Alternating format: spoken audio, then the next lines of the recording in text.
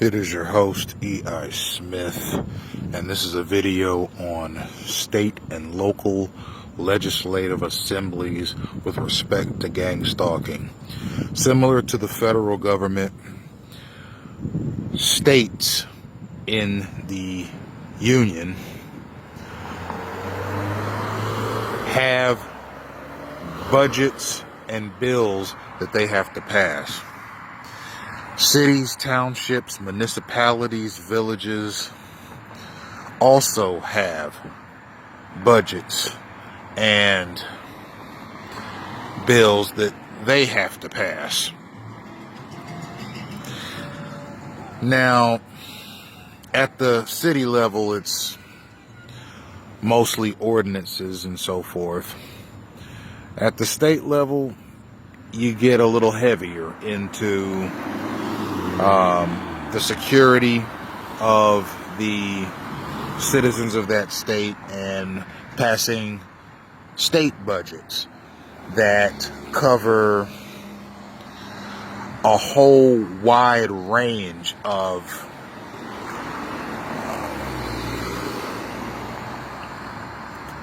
societal necessities, infrastructure, education,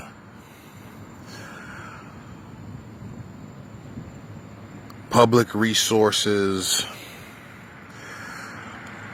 law enforcement, and semi-law enforcement, which is basically put into the same basket as law enforcement with respect to budgets and bills and so forth.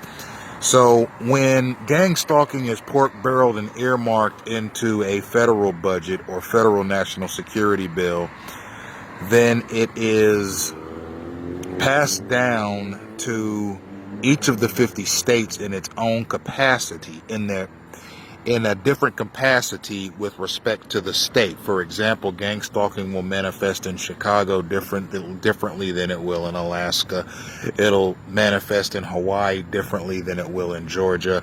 It'll manifest differently in California than it will in Florida, etc.